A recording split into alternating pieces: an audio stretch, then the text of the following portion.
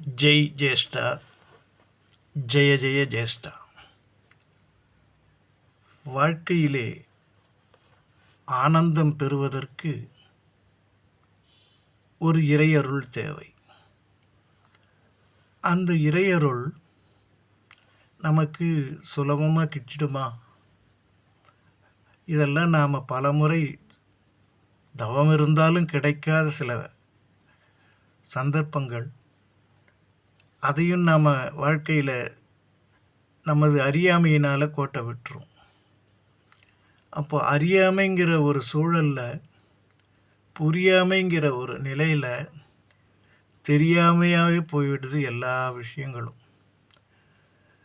அப்போது தெரியாமல் நாம் கோட்டை விட்டது வாழ்க்கையில் முன்னேற்றத்திற்கு ஒரு சந்தர்ப்பத்தை நாம் கை நழுவ விட்டுட்டோம் அப்படிங்கிறது இருக்குது.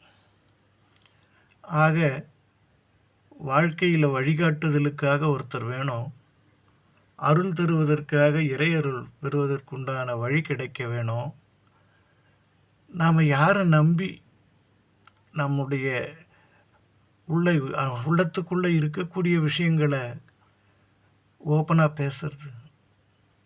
சில பேர்கிட்ட நாம் பேச நினச்சோம்னா அவங்களுக்கு நம்ம பலகீனம் அதிகமாக தெரிஞ்சு போயிடுது.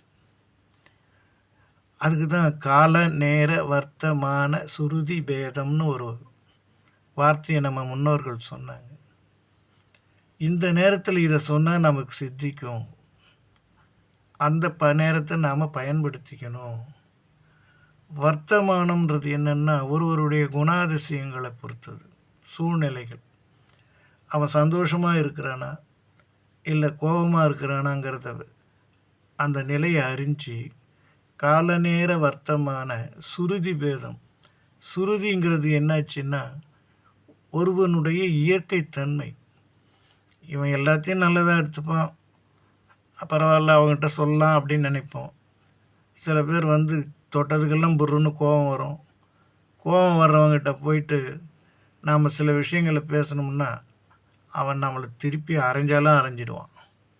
அதனால தான் சுருதி, நிலையறிந்து பேசுதல் அப்படின்னு வருது. பேதம், இதைத்தான் இன்னார்கிட்ட சொல்லணுங்கிறத வித்தியாசத்தை தெரிஞ்சுக்கணும். அதை தெரியாமல் நாம் பாட்டின்னு உளறிட்டோம்னா இந்த வார்த்தைகளை நாம் சரியாக பயன்படுத்தாமல் போயிட்டோம் அப்படின்னா திருப்பி அந்த பந்து செவத்தில் அடித்தது எப்படி நம்ம கையிலேயே வருதோ, நாம் செய்த வினை நமக்கு அது மறுவினையாக மாறிவிடும். மறுவினையை நாம் வேறு இருக்கிறதுக்கு ரொம்ப போராடணும்.